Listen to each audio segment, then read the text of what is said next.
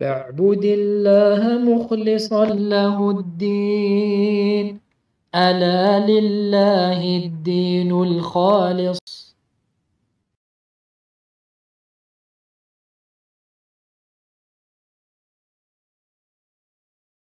الحمد لله نحمده ونستعينه ونستغفره ونعوذ بالله من شرور أنفسنا ومن سيئات أعمالنا.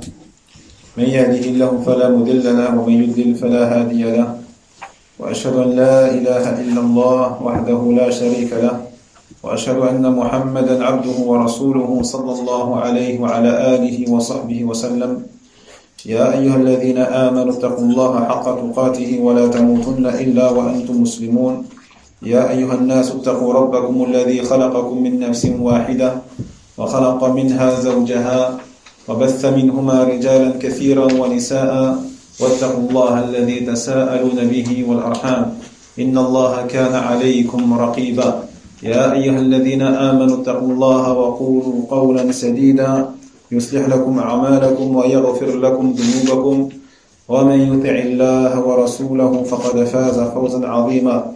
أما بعد، فما زلنا مع قراءة هذا الكتاب المبارك ألا وهو التمهيد لشرح كتاب التوحيد الذي هو حق الله على العبيد لمعالي الشيخ الصالح ابن عبد العزيز آل الشيخ حفظه الله تعالى ورعاه.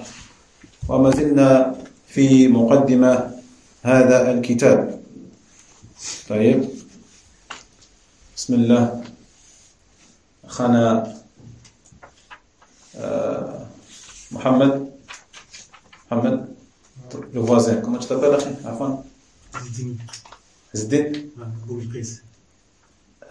حفظت المتن؟ حفظت؟ لا ما حفظته. محمد تفضل. قال المؤلف رحمه الله تعالى: بسم الله الرحمن الرحيم. وقول الله تعالى: وما خلقت الجن والإنس إلا ليعبدون. وقوله تعالى: ولقد بعثنا في كل أمة رسولا أن يعبدوا الله واجتنبوا الطاغوت. وقوله: واعبدوا الله ولا تشركوا به شيئا.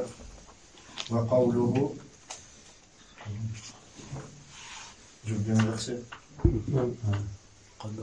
وقضى ربك. وقوله: وقضى ربك ألا تعبدوا إلا إياه وبالوالدين إحسانا. وقوله: واعبدوا الله ولا تشركوا به شيئا. وقوله: قل تعالوا أتل ما حرم ربكم عليكم ألا تشركوا به شيئا. الآيات. نعم، الحمد لله. أخي أركان حفظنا؟ معلش. قال المؤلف رحمه الله تعالى: بسم الله الرحمن الرحيم. وقول الله تعالى: وما خلقت الجن والإنس إلا ليعبدون. وقوله: ولقد بعثنا في كل أمة رسولا أن يعبدوا الله واجتنبوا الطاغوت. الآية. وقوله: قل تعالوا أتل ما حرم ربكم عليكم ألا تشركوا به شيئا إلى قوله: وأن هذا صراطي مستقيما فاتبعوه. الآية. وقوله: وقضى ربك ألا تعبدوا إلا إياه وبالوالدين إحسانا. الآية. وقوله تعالى: واعبدوا الله ولا تشركوا به شيئا وبالوالدين إحسانا. الآية. قال. نعم، أحسنت، ما شاء الله، بارك الله فيك. طيب،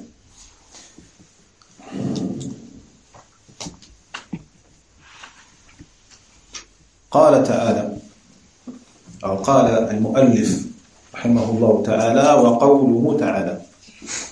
قل من ولا مصحف؟ قل تعالوا أتل ما حرم ربكم عليكم ألا تشركوا به شيئا وبالوالدين إحسانا ولا تقتلوا أولادكم من إملاق نحن نرزقكم وإياهم ولا تقربوا الفواحش ما ظهر منها وما بطن ولا تقتلوا النفس التي حرم الله إلا بالحق ذلكم وصاكم به لعلكم تعقلون ولا تقربوا مال اليتيم إلا بالتي هي أحسن حتى يبلغ أشده وأوفوا الكيل والميزان بالقسط ولا نكلف نفسا إلا وسعها وإذا قلتم فاعدلوا ولو كان ذا قربى وبعهد الله أوفوا ذلكم وصاكم به لعلكم تذكرون وأن هذا صراطي مستقيما فاتبعوه ولا تتبعوا السبل فتفرق بكم عن سبيله ذلكم وصاكم به لعلكم تتقون. Donc, on passe au verset suivant. C'est le cheikh Saleh, il a mentionné dans son entièreté, le verset 151 jusqu'à 153. Dans le sens rapproché, Allah Tabaraka wa Ta'ala dit, venez, je vais réciter ce que votre Seigneur vous a interdit. Ne lui associez rien et soyez bienfaisants envers votre père et votre mère. Ne tuez pas vos enfants pour cause de pauvreté. Nous vous nourrissons tout comme eux. N'approchez pas des fawahish, des turpitudes, ouvertement ou en cachette. Ne tuez qu'en toute justice, selon la loi islamique, la vie qu'Allah a faite sacrée. Voilà ce que Allah vous a recommandé de faire, peut-être comprendrez-vous. Et ne vous approchez des biens de l'orphelin que de la plus belle manière, jusqu'à ce qu'il ait atteint sa majorité. Et donnez la juste mesure et le bon poids en toute justice. Nous n'imposons à une âme que selon sa capacité. Et quand vous parlez pour juger ou témoigner, soyez équitable, même s'il s'agit d'un proche parent, et remplissez votre engagement envers Allah. Voilà ce qu'il vous enjoint, peut-être vous rappellerez-vous. Et certes, ceci constitue mon chemin dans toute sa rectitude. Suivez-le donc et ne suivez pas les autres sentiers qui vous écartent de sa voie. Voilà ce qu'il vous enjoint. Ainsi deviendrez-vous des muttaqoun. Naam. إذن قوله تعالى قل تعالوا يعني يا من حرم بعض الأنعام وافترى على الله في ذلك تعالوا أتل ما حرم ربكم عليكم أن لا تشركوا به شيئا. قال العلماء أن هنا تفسيرية ومفسرها محذوف تقديره وصاكم لأن أن التفسيرية هي التي تأتي بعد جملة فيها معنى القول دون حروفه وإنما قدروا المحذوف بقولهم وصاكم لأنه جاء في آخر الآية قوله ذلكم وصاكم به لعلكم تعقلون. وقال في الآية الثانية لعلكم تذكرون وقال في الثالثة لعلكم تتقون. فكل هذه الثلاث فيها التوصية فيكون تقدير الكلام إذن قل تعالوا أتل ما حرم ربكم عليكم أي وصاكم أن لا تشركوا به شيئا يعني أمركم لأن الوصية هنا شرعية وإذا كانت الوصية من الله شرعية فهي أمر واجب. نعم. وقوله أن لا تشركوا به شيئا دلالتها على التوحيد كدلالة آية النساء التي قبلها. ثم ساق الشيخ رحمه الله أثر ابن مسعود. نعم. Donc, lorsqu'il dit Allah Tabaraka wa Ta'ala dit Ta'alaw, venez. D'accord? Donc Allah il s'adresse à son messager sallallahu alayhi wa sallam. Il lui dit venez. C'est-à-dire venez ô vous qui avez interdit certaines bêtes à la consommation. Donc, ils prétendaient que certains animaux étaient illicites à la consommation. Et donc ils ont menti. au sujet d'Allah tabaraka wa ta'ala.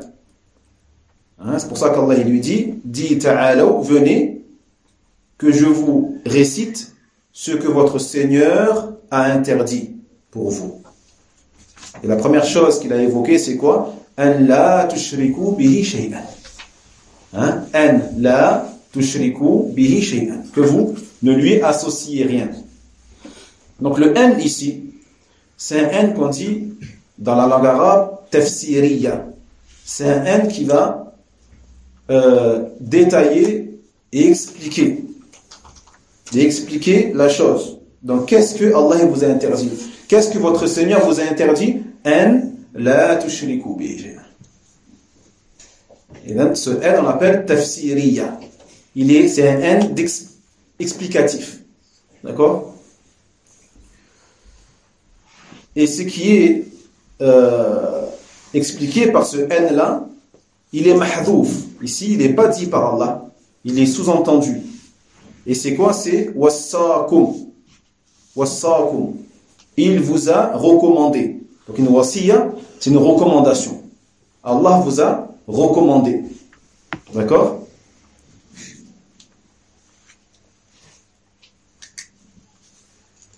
Non. Pourquoi? Parce que le n tafsiriya, il vient après une phrase dans laquelle on a le sens de la parole, mais sans que Allah Jalla wa Ala n'ait utilisé le terme de la parole, qui est qala yaqulu ou al-qawl. D'accord? Ici dans wassaakum, on a le sens de la parole. Ay qala lakum. Allah il vous dit, mais sans qu'Allah ait utilisé le terme qala. Il a dit wassaakum. D'accord? Donc lorsqu'on a un verbe, une notion qui exprime le langage, qui exprime la parole, mais sans que ce ne soit le terme explicite de la parole, eh bien on va utiliser ce n qui est le n tafsiriya, d'explication. Qul ta'alaw atlu ma harrama rabbukum alaykum alla kada wa kada. Taïb. Donc ce qui est sous-entendu, c'est quoi? Wassaakum. Retenez bien la chose qui est implicitement dite par Allah, c'est wassaakum. Il vous a recommandé. De quoi? De ne rien lui associer. C'est bon? Première recommandation. Non. Puis on a à la fin du premier verset la'allakum ta'qilun.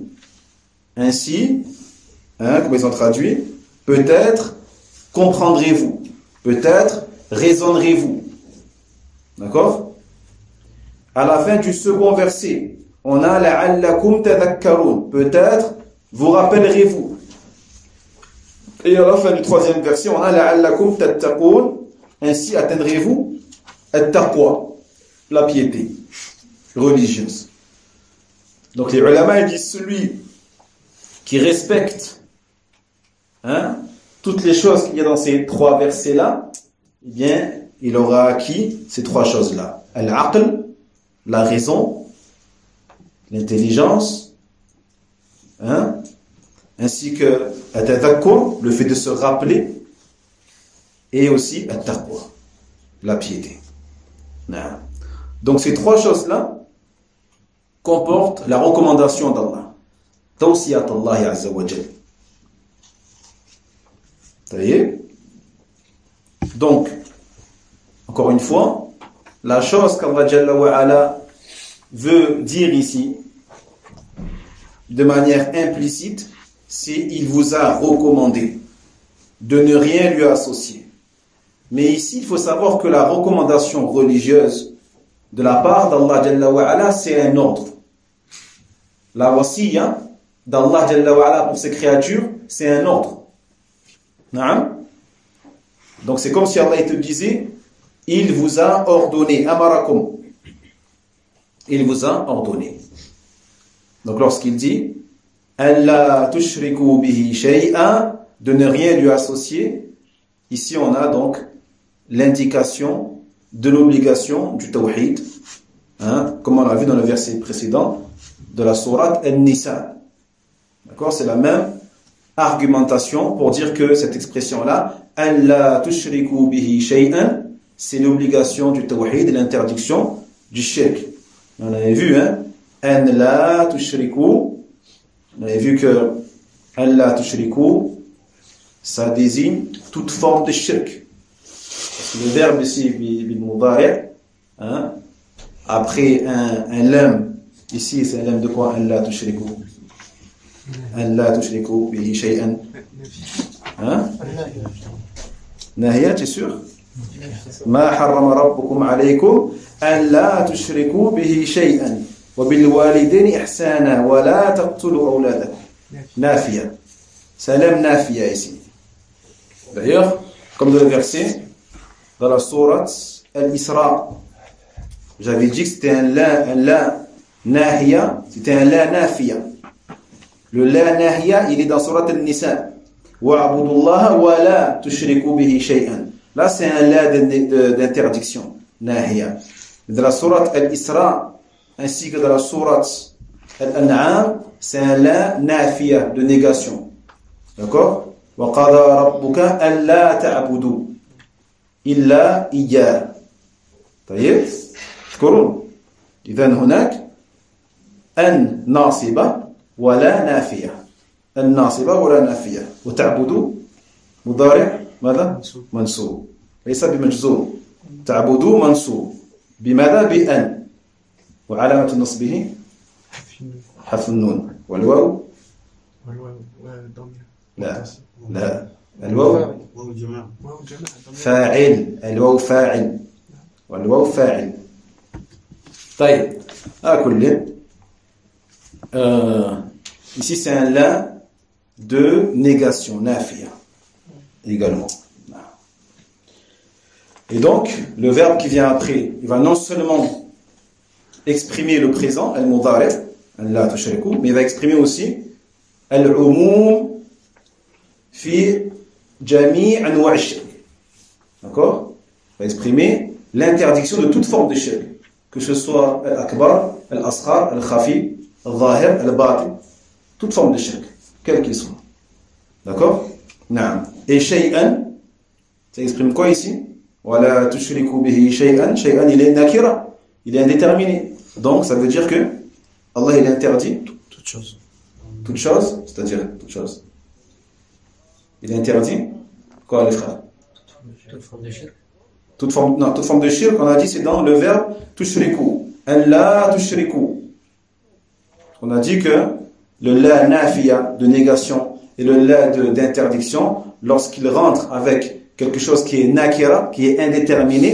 il va englober toute chose donc tushriku ici il englobe toute forme de shirk mais shay'an ça englobe quoi ici shay'an voilà toute chose qui est adorée en dehors d'Allah tabarak wa ta'ala quelle que soit la chose un ange un prophète un pieux n'importe quelle créature d'accord on a vu ça la semaine dernière hein? Donc ici on a juste dans ces quelques mots alla tushriku bihi shay'an on a l'interdiction de toute forme de shirk et aussi de toute chose adorée en dehors d'Allah tabaraka wa ta'ala d'accord comme dans la sourate An-Nisa précédemment c'est clair les frères ثم ساق الشيخ رحمه الله تعالى آثار ابن مسعود نعم خنا عبد الله الحديث قال ابن مسعود رضي الله عنه من أراد أن ينظر إلى وصية محمد صلى الله عليه وسلم خاتمه عليها فليقرأ التي عليها خاتمه عليها لا التي عليها خاتمه فليقرأ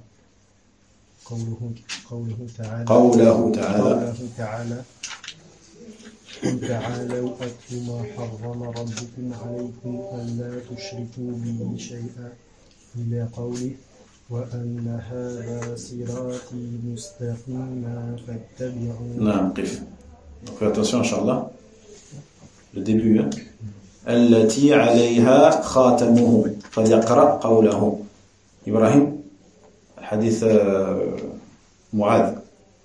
عن معاذ بن جبل رضي الله عنه كنت رديف النبي صلى الله عليه وسلم على حمار فقال لي يا معاذ أتدري ما حق الله على العباد وما حق العباد على الله؟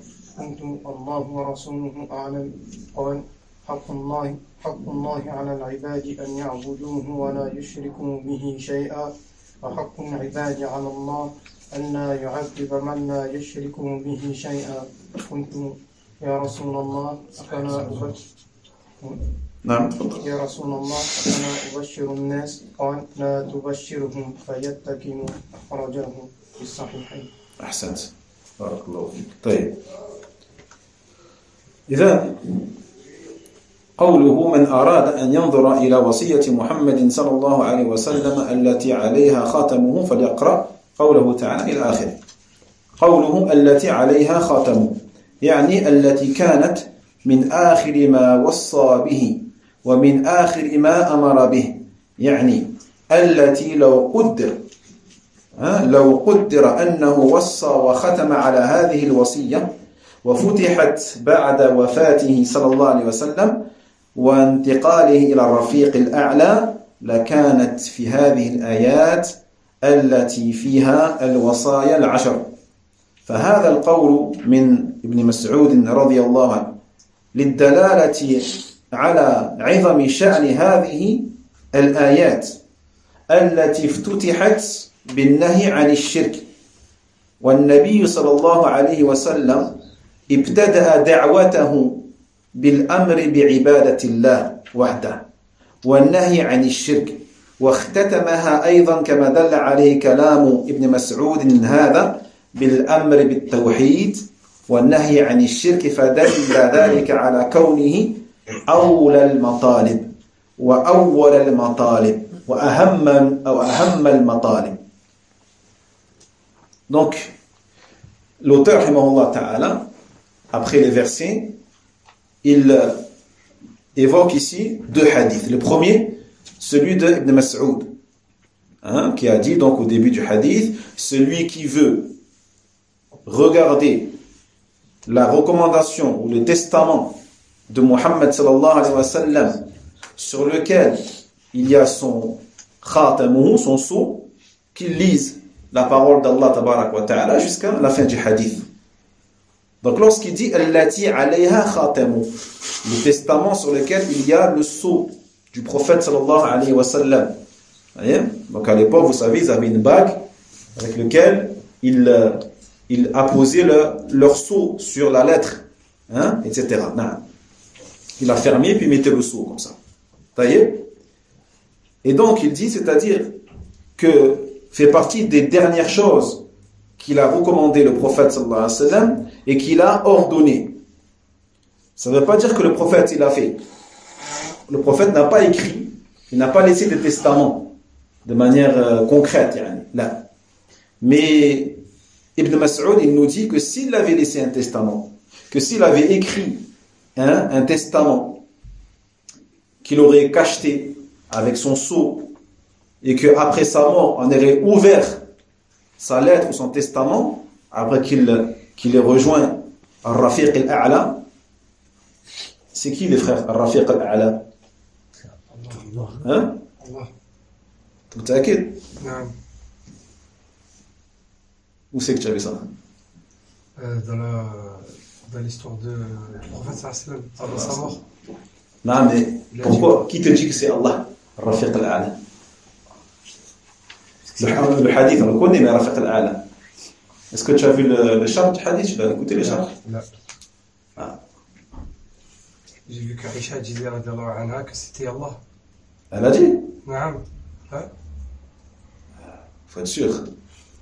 Si tu as une faïda, dis-la nous, Inch'Allah. Moi, de ce que je sais, parce qu'Al-Rafiq al-A'la, هم كما سماهم الله جل وعلا في قوله ومن يطع الله والرسول فأولئك مع الذين أنعم الله عليهم من النبيين والصديقين والشهداء والصالحين وحسن أولئك رفيقا.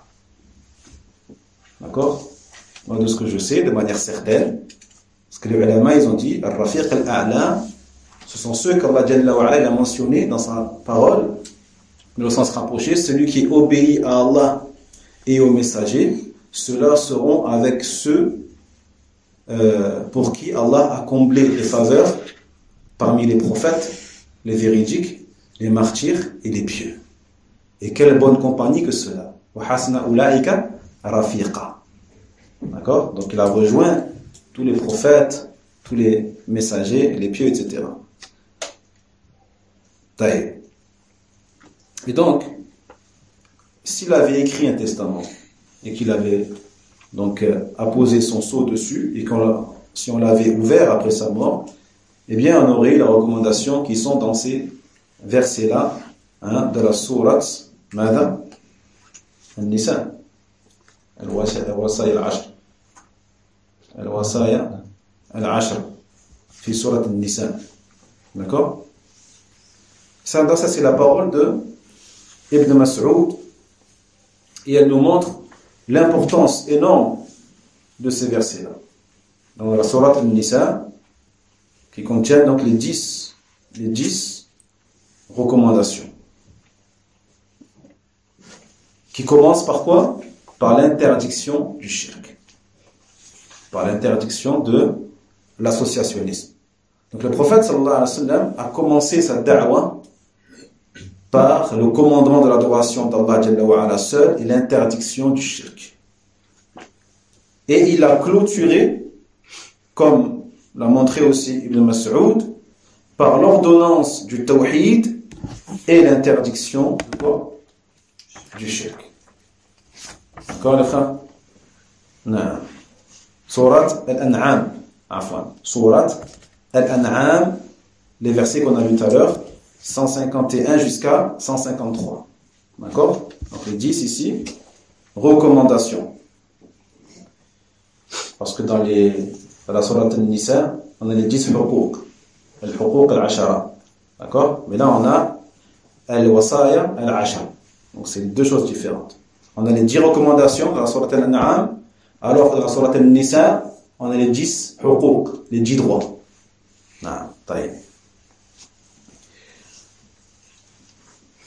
Donc, on voit par cela, donc le fait qu'il ait commencé, Allah Jalla wa Ala, par l'ordonnance du tawhid et l'interdiction du shirk, et qu'il ait clôturé ces versets-là de recommandation par l'interdiction du shirk et l'ordonnance du tawhid, cela nous montre que le tawhid est la priorité absolue. D'accord? Est la première des exigences et la plus importante des exigences.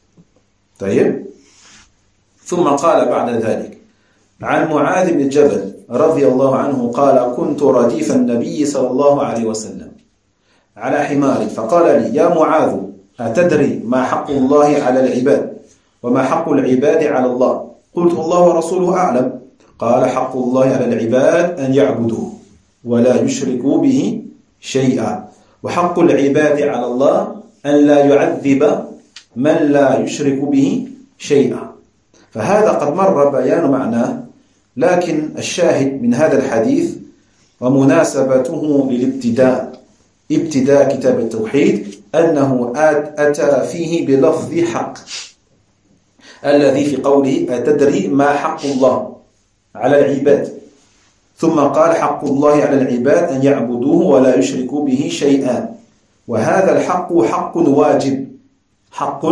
واجب علينا لله تبارك وتعالى لأن الكتاب والسنة بل ولأن المرسلين جميعا عليهم الصلاة والسلام أتوا بهذا الحق وبيان أنه أوجب الواجبات على العباد. Puis il dit, le Cheikh Muhammad rahimahullah ta'ala, le hadith de Mu'adh ibn Jabal, qui a dit, j'étais sur un âne derrière le prophète Muhammad sallallahu alayhi wa sallam. Donc ils étaient tous les deux sur le même âne. D'accord? Et le prophète de lui dire, Ya Mu'adh, sais-tu ce qu'est le droit d'Allah sur les créatures ou les serviteurs et ce qu'est le droit des serviteurs sur Allah Jalla wa Ala? Il a dit, Allahu wa rasuluhu a'lam. Et là, le prophète de lui répondre, le droit d'Allah sur les serviteurs est qu'il l'adore et qu'il ne lui associe rien. Et le droit des serviteurs sur Allah, Jalla wa ala, est qu'il ne châtie pas celui qu'il ne lui, ou celui qui n'a pas associé à Allah subhanahu wa ta'ala. D'accord? Donc il dit le shahid, le témoin ici de ce hadith, et la raison pour laquelle l'auteur a cité ce hadith dans l'introduction du livre, eh bien c'est par rapport au mot employé par le prophète qui est le mot haqq. Le mot haqq, qui veut dire la vérité, qui veut dire aussi un droit. Un droit que tu as sur quelqu'un, ou le droit que quelqu'un a sur toi. Mathalan, le droit, le haqq, de l'épouse sur son époux, c'est le fait qu'il doit subvenir à ses besoins. On dit haqq zawja ala zawjiha. Comprenez? C'est ça un haqq dans ce contexte. Donc il dit ici le prophète, sais-tu, ya Mu'adh, ce qu'est le droit d'Allah sur les serviteurs? Donc quelles sont les obligations, yani, des serviteurs vis-à-vis d'Allah Jalla wa ala? Puis il dit, le droit d'Allah sur les serviteurs est qu'il l'adore et qu'il ne lui associe rien.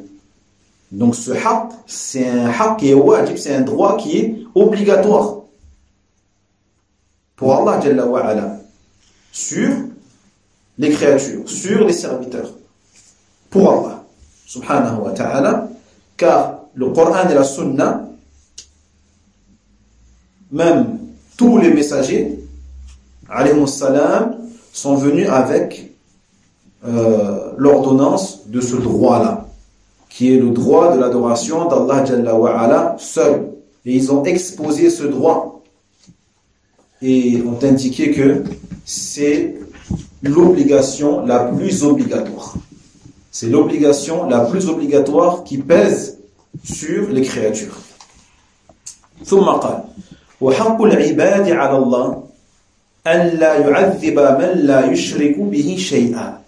وقول حق العباد على الله معناه أن هذا حق أحقه الله على نفسه باتفاق أهل العلم وأوجبه على نفسه كما في بعض أقوالهم كما قال الشيخ تقي الدين ابن تيمية رحمه الله تعالى. Puis il dit, et le droit des créatures sur Allah est qu'il ne châtie pas celui qui ne lui a pas associé. Donc, le droit des créatures sur Allah, c'est-à-dire le droit qu'Allah subhanahu wa ta'ala s'est imposé à lui-même. Car les créatures n'imposent rien à Allah subhanahu wa ta'ala. Allah, il nous oblige, il nous impose des choses. Allah, il nous a imposé de l'adorer. Mais est-ce que nous, on impose quelque chose à Allah? Rien du tout. Donc, Allah, c'est lui qui se l'est imposé à lui-même. D'accord? Qui en a fait un droit à lui-même ou sur lui-même en faveur de ses créatures. Selon le consensus des ulama, le sens de haqq, haqq al-ibad, c'est-à-dire le droit des créatures sur Allah, qu'Allah s'est infligé à lui-même. D'accord? Ou s'est imposé à lui-même. Naam. Comme l'a dit Cheikh Taqiyuddin Ibn Taymiyyah rahimahullah. Le mot haqq, ça peut se traduire par devoir aussi. Le devoir, naam, c'est ça. Haqqullahi ala al-ibad, haqqul ibadi ala Allah. Non, ce sera plus un droit. Le devoir, c'est un wajib. Le devoir, c'est plus wajib. Alors que haqq, c'est le droit. Ils ont traduit par... Là, ils ont traduit par devoir, c'est pour ça. Parce que c'est faux. En vérité, c'est faux. Pourquoi c'est faux? Parce que quand on dit haqqullahi ala al-ibad, on ne peut pas traduire par devoir. Le devoir d'Allah sur ses serviteurs. Là. Le droit d'Allah sur ses serviteurs. Le droit des créatures sur Allah. Là, oui. Le droit de l'épouse sur son époux. Je ne dis pas le devoir de l'épouse. En fait, c'est dans l'autre sens. Le droit de l'épouse sur son époux, c'est qu'il dépense pour elle. Et le devoir de l'époux, c'est qu'il dépense pour elle. Tu vois ce que je veux dire? Non. Donc si c'est traduit comme ça, corrigez, Inch'Allah ta'ala. وهل ذلك الحق المذكور في قوله حق العباد على الله هل هو واجب أم لا؟ نقول نعم، هو حق واجب، حق واجب على الله تبارك وتعالى الذي أوجب على نفسه، لكن بإيجاب الله، ذلك الحق على نفسه. فالله جل وعلا يحرم على نفسه ما يشاء بما يوافق حكمته، ويوجب على نفسه ما يشاء بما يوافق حكمته سبحانه وتعالى. فكما أن الله حرم الظلم على نفسه، حرم الله جل وعلا الظلم على نفسه، كما في قوله يا عبادي إني حرمت الظلم على نفسي وجعلته بينكم محرما فلا تظلموا. كذلك أوجب على نفسه أشياء. نعم، لكن بعض أهل العلم تحاشى إطلاق لفظ الإيجاب على الله جل وعلا، وقال يعبر عن ذلك بأنه حق يتفضل به سبحانه وتعالى. ولا نقول يعني بالإيجاب، لا، نقول بتفضل منه سبحانه وتعالى، يتفضل به سبحانه على من يشاء، فهو حق تفضل لا حق إيجاب. لكن هذا ليس بمتعين، لأن الحق الواجب هو الذي أوجبه الله على نفسه، والعباد لا يوجبون على الله جل وعلا شيئا من الحقوق، بل هو الذي أوجبه جل وعلا على نفسه وتفضل به على عباده، والله لا يخلف الميعاد. Donc est-ce que ce haqq, ce droit qui est évoqué ici par Allah Jalla wa Ala, lorsqu'il dit, le prophète, le droit des créatures sur Allah, est-ce que c'est un droit qui est obligatoire? Est-ce qu'on peut dire c'est un droit obligatoire sur Allah, qui pèse sur Allah Jalla wa Ala, ou qui incombe à Allah subhanahu wa ta'ala? La réponse, oui, on peut le dire. On dit c'est un droit obligatoire qui incombe à Allah Jalla wa Ala, mais d'une obligation qu'Allah s'est imposée à lui-même. C'est Allah qui se l'est obligé à soi-même, à lui-même. D'accord? C'est pas nous qui lui avons imposé ou qui l'avons rendu obligatoire. C'est Allah Jalla wa Ala qui se l'est rendu obligatoire à lui-même. Comme Allah subhanahu wa ta'ala s'est interdit à lui-même ce qu'il veut conformément à sa sagesse. Eh bien Allah Jalla wa Ala s'est rendu obligatoire aussi certaines choses conformément à sa sagesse. Comme il a interdit, Allah Jalla wa Ala, l'injustice. Allah il se l'est interdit à soi-même en disant Ya ibadi, dans le hadith al-Qudusi, ô mes serviteurs, je me suis interdit l'injustice à moi-même et je l'ai donc rendue interdite entre vous. Ne faites pas preuve d'injustice les uns envers les autres. La tadalamu. Donc Allah Jalla wa Ala, de la même façon qu'il s'interdit des choses comme l'injustice, Allah il s'oblige aussi des choses vis-à-vis des créatures, de ses créatures. Allah subhanahu wa ta'ala. D'accord? Mais il faut savoir que certains gens de science évitent d'utiliser le terme al-ijab, le fait de rendre obligatoire. D'accord? Par rapport à Allah. Ils ont peur, ils ne veulent pas le dire, ils évitent de le dire.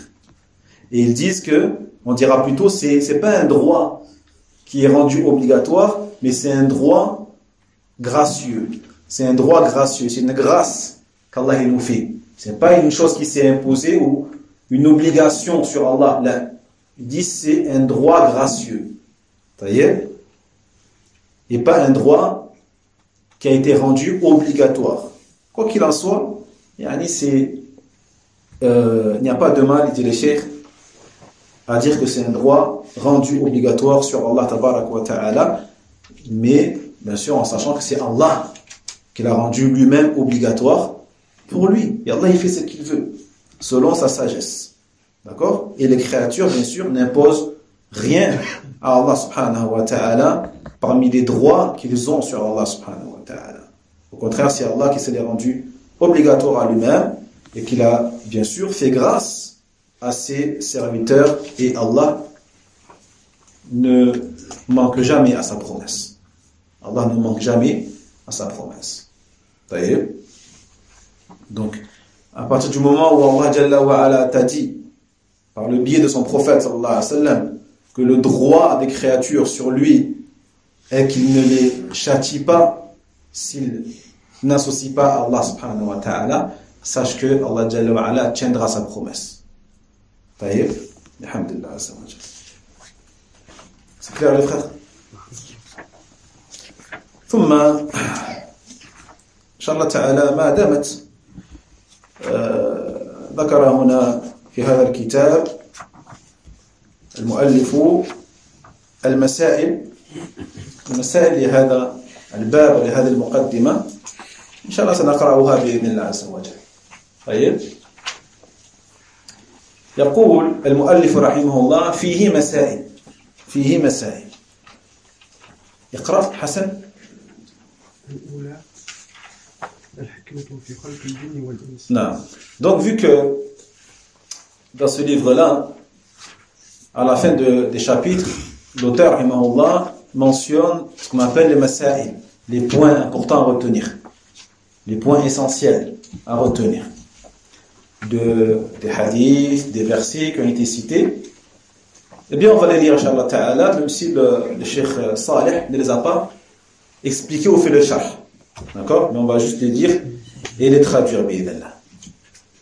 Donc, la première mas'ala, vous les avez, les frères, dans le livre ou pas? Non. Alhamdulillah. Donc, le premier point, la sagesse de la création des djinns et des humains. La sagesse de la création des djinns et des humains. C'est tiré de quel verset, Bilal, ça? Ahsant. Donc ce point-là, il est tiré du verset d'Allah. وَمَا خَلَقْتُ الْجِنَّ وَالْإِنسَ إِلَّا لِيَعْبُدُونِ. Je n'ai créé les djinns et les hommes que pour qu'ils m'adorent. نعم. زين حسن. الثانية أن العبادة هي التوحيد. إن الخصوم فيها. نعم. Deuxième point, le fait que le terme al-ibada, c'est al-tawhid. C'est al-tawhid, car il dit que le différend et la querelle qu'il y a eu entre Quraysh et le prophète Muhammad sallallahu alayhi wa sallam concernait le tawhid, de l'adoration. D'accord? Donc ici, le terme de l'adoration signifie التوحيد, l'unicisation dans l'adoration d'Allah Jalla wa Ala. نعم. ثالثا أن من لم يأتي به لم يعبد الله ففيه معنى قوله ولا أنتم عابدون ما أعبد. Troisième point, celui donc qui n'a pas respecté le tawhid, qui n'est pas venu avec le tawhid, eh bien il n'a pas adoré Allah. Hein? Donc même s'il adore Allah de manière visible, même s'il prie, il jeûne, il fait le hajj, mais qu'à côté il associe Allah subhanahu wa ta'ala, on ne dira pas de lui qu'il a fait des ibadat. On ne dira pas que sa prière est une ibada. On ne dira pas que son jeûne est une ibada, tant qu'il n'aura pas fait preuve de tawhid, tant qu'il n'aura pas délaissé toute forme de choses adorées en dehors d'Allah subhanahu wa ta'ala. Taïeb. Et ceci, dit le cheikh, est inclus dans la parole dans Surat Al-Kafirun où Allah dit وَلَا أَنْتُمْ عَابِدُونَ مَا أَعْبُدُ.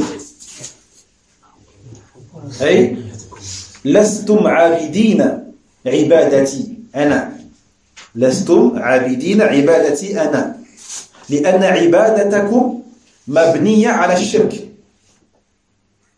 طيب لأن عبادتكم مبنية على الشرك فليست بعبادة لله سبحانه. Il dit donc, ceci est inclus dans la parole d'Allah sur Al-Kafirun, dans le sens rapproché, et vous n'êtes pas adorateurs de ce que j'adore. C'est-à-dire, vous n'êtes pas adorateur de l'adoration dont je fais preuve moi. qui est l'adoration d'Allah subhanahu wa ta'ala seul. Donc vous n'êtes pas, vous, des adorateurs, dans le sens correct du tawhid. Parce que votre adoration à vous, elle est bâtie sur le shirk, alors que la mienne, elle est bâtie sur le tawhid. Al-ikhlas, la sincérité absolue pour Allah subhanahu wa ta'ala. Et donc, c'est pas une adoration qui est vouée à Allah jalla wa ala. D'accord? Naam, Hassan. Quatrième point, la sagesse, ou la raison, ou l'objectif de l'envoi des messagers. Dans quelle version on le voit ça? SD. Le point. La sagesse de l'envoi des messagers. Dans quelle version on le tire ça? En fait, je ne l'ai pas devant moi. Je l'ai pas devant moi. Tu n'as pas les points essentiels? Non. Mohamed, il les a, non? Mohamed. Ah, il n'y a pas? C'est quoi le kitab? Hein? Le livre blanc, c'est ensemble de ça. Ah, d'accord. Bismillah. Tu peux la mettre.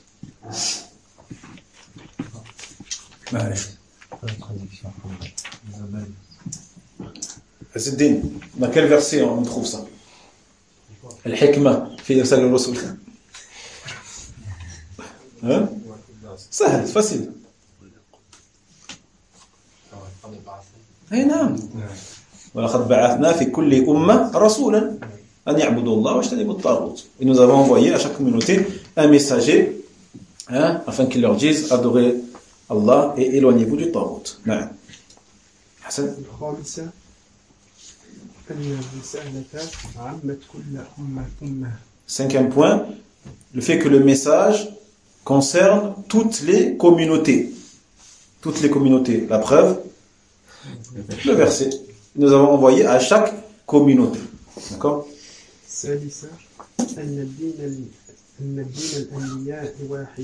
Sixième point à retenir, le fait que la religion des prophètes, alayhimu salatu wassalam, elle est unique.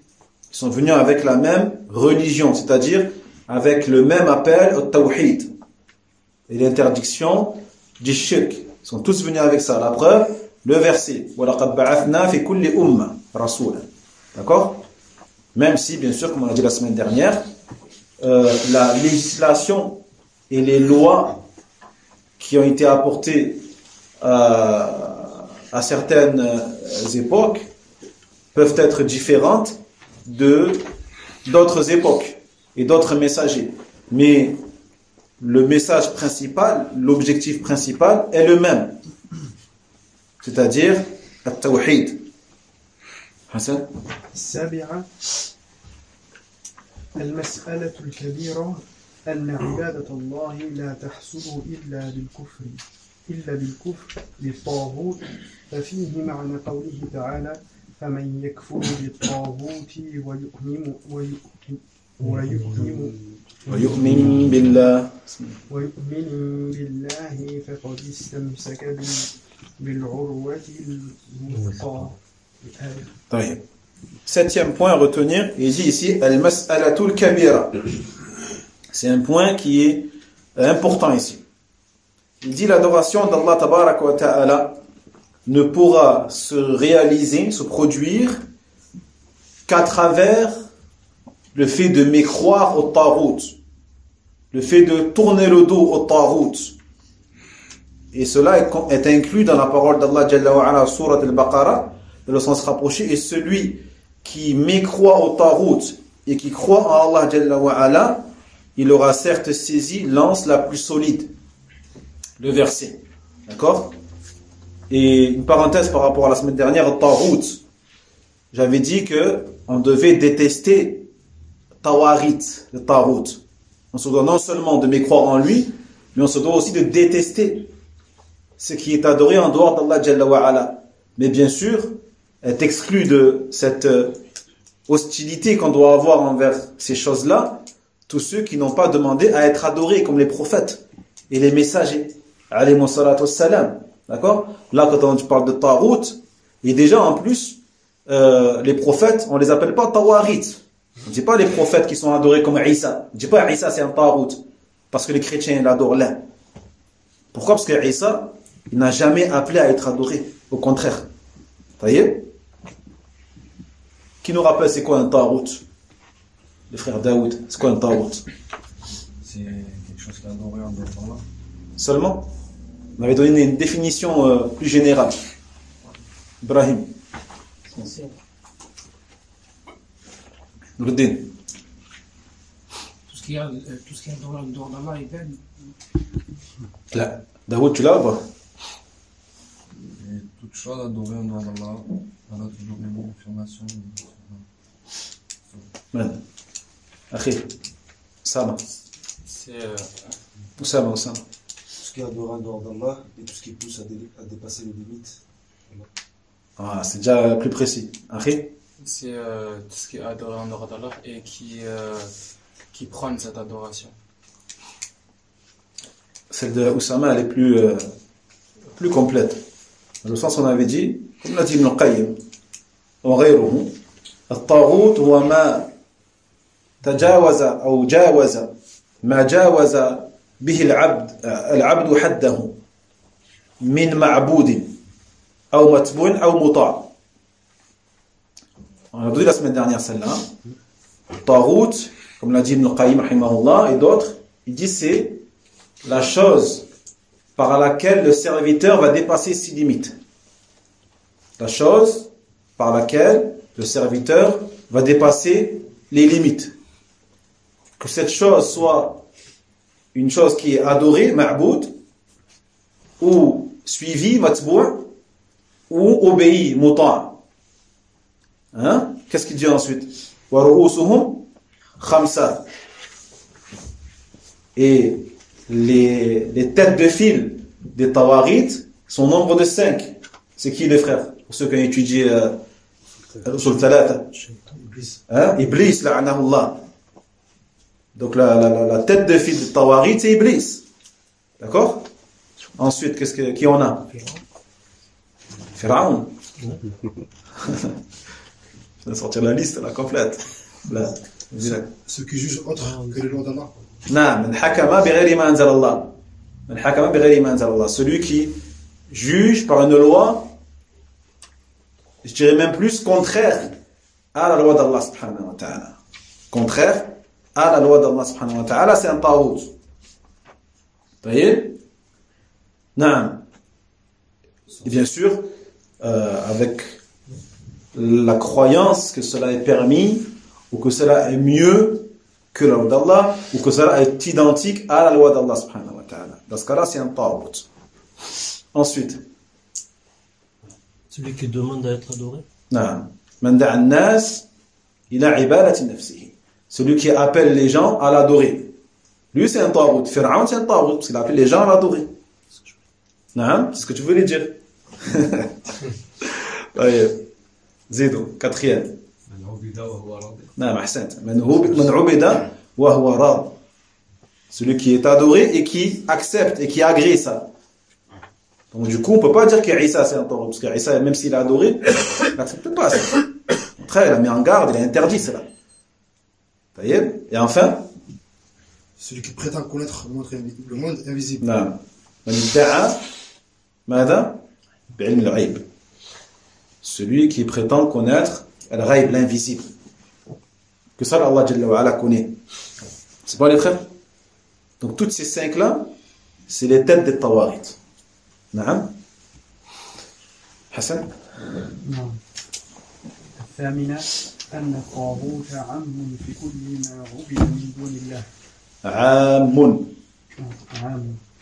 نعيد أن الطاغوت عام أن الطاغوت عام في كل ما عبد من دون الله. نعم. 8e point, le fait que le taghut ça englobe, comme on a dit, tout ce qui est adoré en dehors d'Allah subhanahu wa ta'ala. Nous on rajoute wa huwa rad, et qui agrée cela, et qui accepte cela. زين. التاسعة عدم شأن الآيات الثلاث المحكمات في سورة الأنعام عند السلف وفيها عشر مسائل أولها النهي عن الشرك. نعم. Neuvième point, l'importance énorme des 3 versets, al-muhkamat, c'est-à-dire qui n'ont jamais été abrogés, de la sourate Al-An'am auprès des ou chez les salaf, rahimahumullah, et dans lesquels il y a, comme on a dit tout à l'heure, 10 wasaya, 10 recommandations, hein, de la part d'Allah subhanahu wa ta'ala. Et la première de ces recommandations-là, l'interdiction de l'associationnisme. الآيات المحكمات في سورة الإسراء وفيها 18 مسألة بدأها الله بقوله لا تجعل مع الله إلها آخر فتقعد مخذولا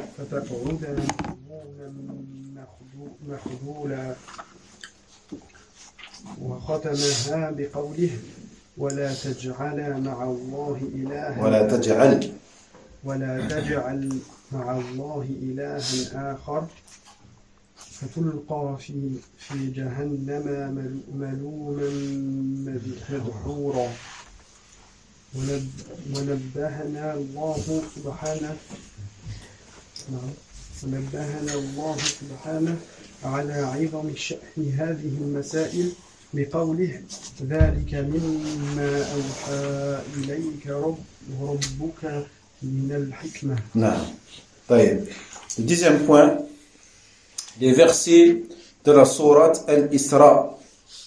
Les versets de la sourate Al-Isra, dans lesquels on a ici 18 mas'ala, 18 points.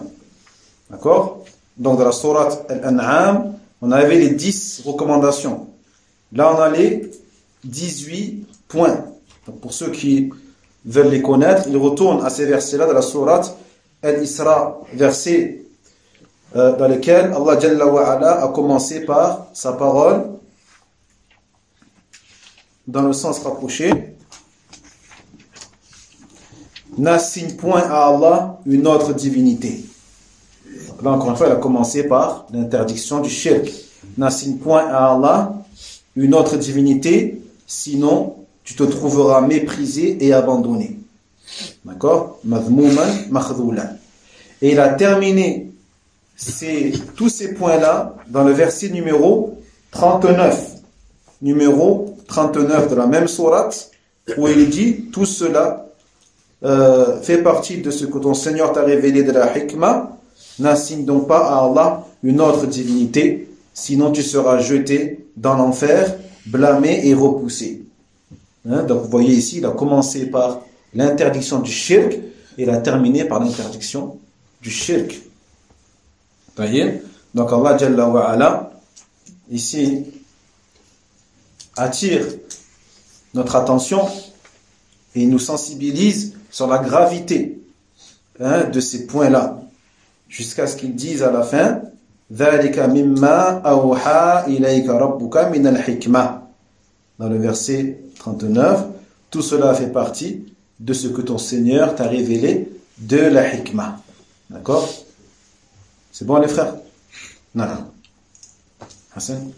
Le 9e point, je l'ai pas. Le 9e, c'est l'importance des versets de la sourate Al-An'am chez les salaf, où on a les 10 recommandations, hein, et dans lesquelles il avait commencé par l'interdiction du shirk. C'est bon? الحادية عشرة آية سورة النساء التي تسمى آية الحقوق العشرة بدأها الله تعالى بقوله واعبدوا الله ولا تشركوا به شيئا. Non. Le 11e point, le verset de la sourate An-Nisa qui est appelé chez les gens de science, Ahl-Sunnah wal Jama'a, le verset des 10 droits. Ayat al-Huquq al-Ashara. Le verset des 10 droits. D'accord? Donc, Huquq, c'est le pluriel de Haqq. Allah Jalla wa Ala, le premier droit qu'il a cité, c'est lequel? c'est son droit à lui. En disant wa'budullaha wa la tushriku bihi shay'a. En disant et adorez Allah et ne lui associez rien.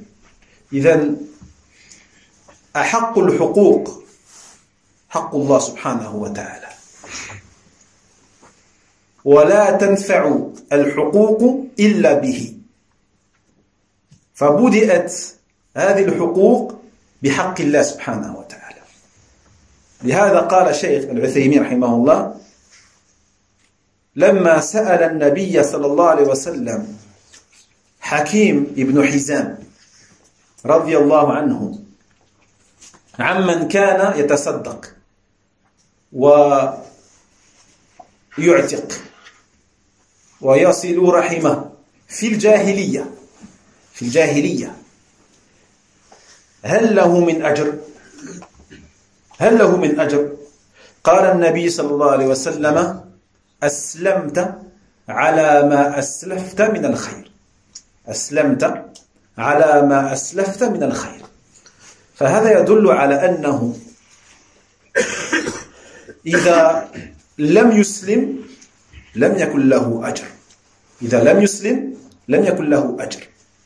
فصارت الحقوق كلها ماذا؟ لا تنفع إلا بتحقيق حق الله سبحانه وتعالى. يجي الشيخ العثيمين رحمه الله par rapport à cette mas'ala et ce verset, Allah il a commencé par son droit. Ça nous montre que c'est le droit le plus obligatoire de tous les droits qui existent. D'accord? Et que même si tu respectes les droits de toutes les créatures, si tu ne respectes pas le droit d'Allah subhanahu wa ta'ala, ça ne servira à rien du tout. Tu respectes le droit de tes parents, de ta famille, de tes frères, de tes sœurs, des musulmans, des animaux, le droit de tout le monde.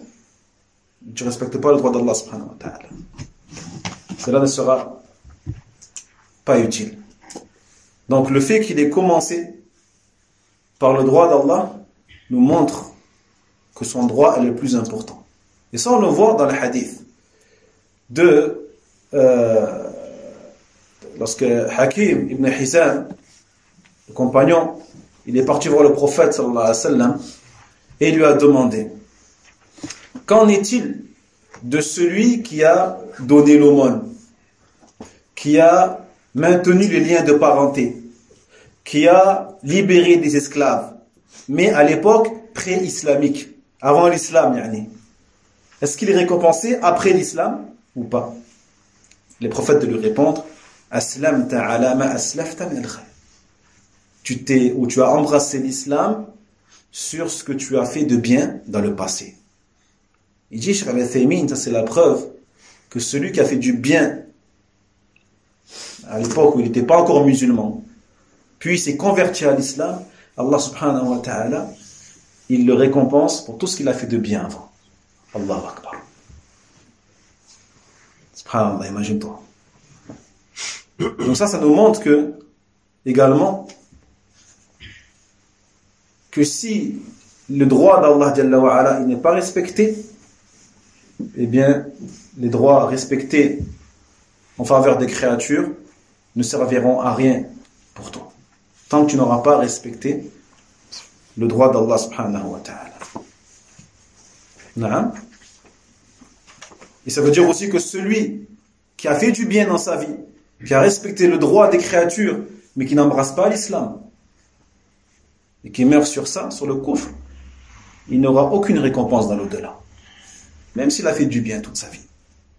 Pour les créatures. Pour les pauvres, les orphelins, qui partent dans des missions humanitaires à travers le globe, dans les quatre coins du globe, s'ils n'adorent pas Allah subhanahu wa ta'ala. Tu ne peux pas dire rahimahullah quand il meurt. Comme certains ils font pour le pape ou l'abbé Pierre, l'abbé Pierre, ou Sœur Teresa. Mère Teresa. Tu peux pas. Pourtant, ils ont fait du bien, certainement, ils ont fait du bien dans leur vie.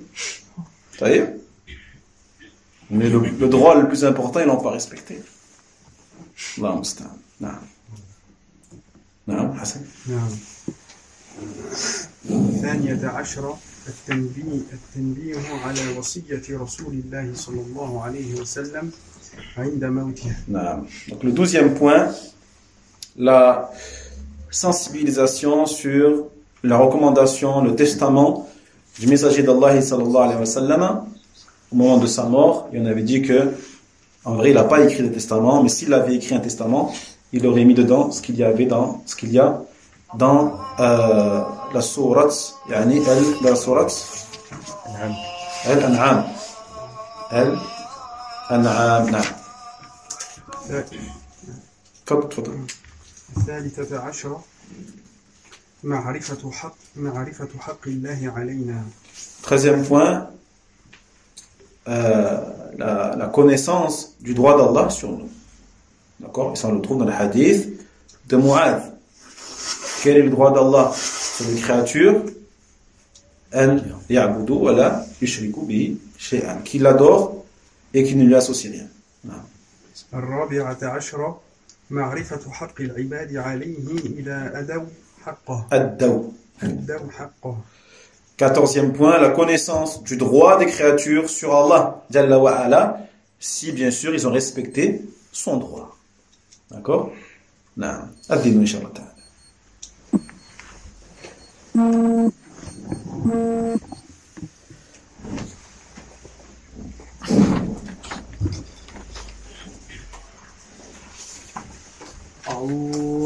الله أكبر الله أكبر الله أكبر الله أكبر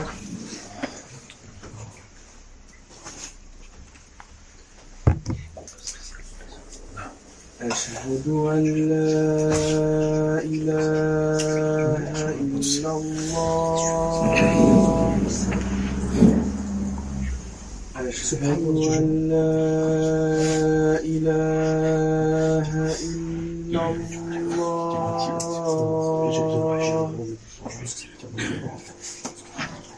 أشهد أن محمدا رسول الله أشهد أن محمدا رسول الله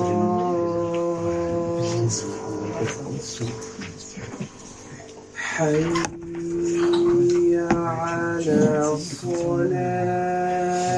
الصلاة حي على الصلاة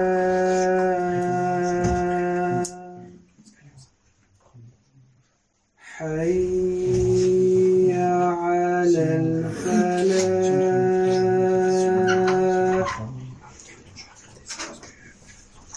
حي على الفلاح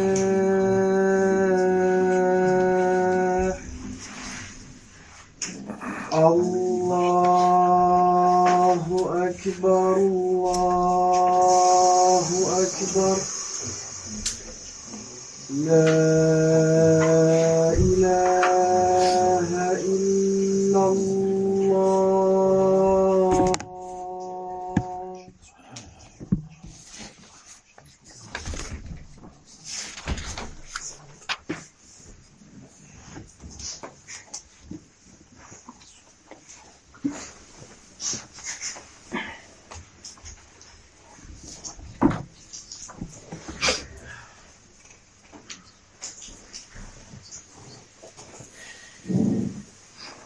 نعم. نعم. الخامسة عشرة أن هذه المسألة لا يعرفها أكثر الصحابة. نعم. Donc, le 15e point, le fait que cette mas'ala, ce point, la majorité des compagnons ne le connaissent pas. Donc, ce hadith, le hadith de Mu'adh, la majorité des compagnons ne le connaissent pas. Hein? Car le prophète il a dit à la fin, la tubashirhum, ne leur dis pas. فَيَتَّكِلُوا. Ne leur dit pas, par peur, qu'ils se reposent que sur ça, et qu'ils délaissent les actes et les œuvres. نعم.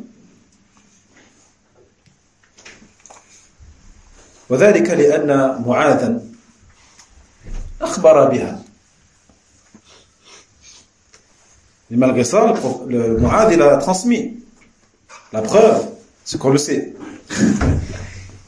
Donc il a transmis quand même. طيب أخبر بها. لماذا؟ تأثما. أي خروجا من إثم الكتمان. خروجا من إثم الكتمان عند موته. وبعد أن مات كثير من الصحابة. وكأنه علم أن النبي صلى الله عليه وسلم كان يخشى أن يفتتن الناس بها فيتكلوا. طيب ولم يرد كتمها مطلقا في الحقيقة. لم يرد النبي صلى الله عليه وسلم كتمها مطلقا. لماذا؟ قال الشيخ العثيمين لأنه لو أراد ذلك لم يخبرها لا معاذا ولا غيره. طيب. Mais quand même Mu'adh il a transmis ce hadith par peur de tomber dans un péché qui est le péché de cacher une science. De cacher une science. D'accord?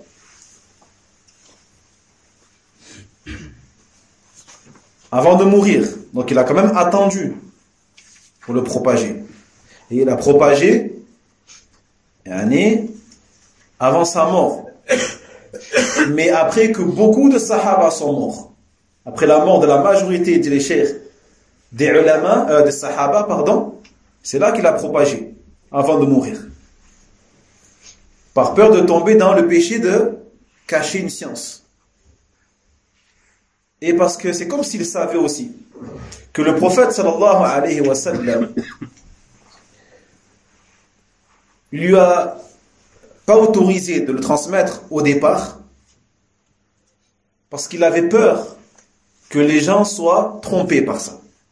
Que les sahaba à l'époque soient trompés par cette parole-là. Vu qu'Allah Jalla wa Ala ne châtiera pas celui qui ne fait pas des shirk, il suffit qu'on ne fasse pas de shirk, du coup. Il suffit qu'on n'associe pas Allah subhanahu wa ta'ala et qu'on l'adore. Et du coup, même si on fait des péchés, on ne sera pas châtié. D'accord? Donc, pas peur qu'il tombe dans dans cette compréhension du hadith. Il a dit à Mu'adh, ne le transmet pas. فَلَا تُبَشِّرْهُمْ. Yani, ne leur transmet pas cette bonne nouvelle. Le bishara, c'est une bonne nouvelle. Taïen. Fayattakilu. Mais, en vérité, Mu'adh savait que le prophète sallallahu alayhi wa sallam ne voulait pas par cela cacher cette information-là de manière absolue. Parce que s'il avait voulu cela, yani vraiment dissimuler cette information-là, il n'aurait même pas dit à Mu'adh. Pourquoi Mu'adh et pas aux autres?